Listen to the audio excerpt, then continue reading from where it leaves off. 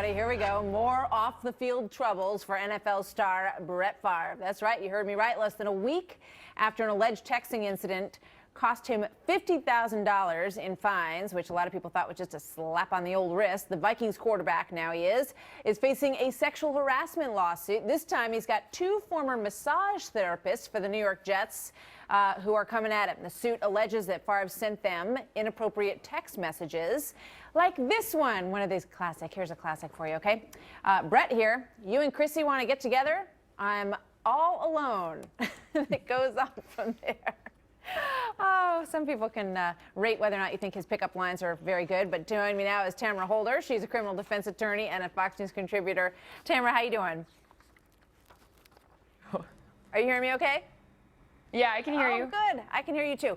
Okay, so, let's talk about this from a legal standpoint. These two massage therapists basically say he sent them these text messages. And you know what? Why don't we put up the second half of that so everybody can get their chuckle out of it at home and take a look at what he said after that. Can we put that up on the screen? Okay, so he said, I'm kind of lonely tonight, and I guess I have bad intentions. So that led them to think that he wanted to, cause one of them to break their marriage vows. What have we got here, Tamara?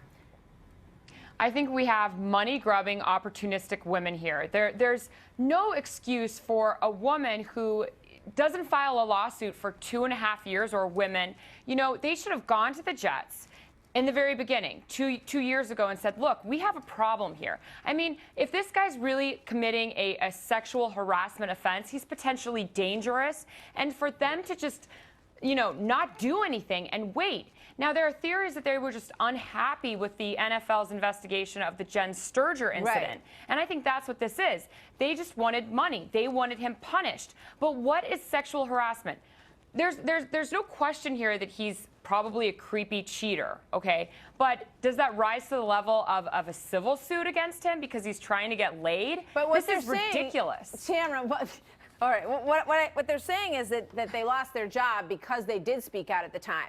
Because one of them, her husband, saw the text message, and he called Brett Favre. And apparently Brett Favre, according to the testimony that we have out there so far, Brett Favre basically blew him off and said, look, do you know something along the lines of, do you know who you're talking to? And I don't know what you're talking about, and blew him off, which upset them back then. Then they lost their jobs, these two massage therapists, because the husband called Brett Favre and called him out on the text message he saw on his wife's phone. So they're saying they want their jobs back, and they want the Jets to change their policies on sexual harassment. Well, sure. There's a culture of narcissism within the NFL and other sports that the athletes are immune to anything.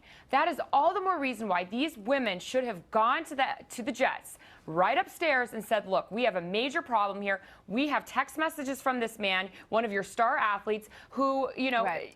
who's texting, who's harassing us. Do something, and now we're going to be fired. We are going to sue you. 2.5 years later is a total joke. Right. So you're saying basically it's a timing issue, and the fact that they waited so long diminishes how much they could have possibly felt harassed at the time. We'll see what happens. Tamara, thank you very much. Tamara Holder with the latest on Brett Favre. He was trying to get aid?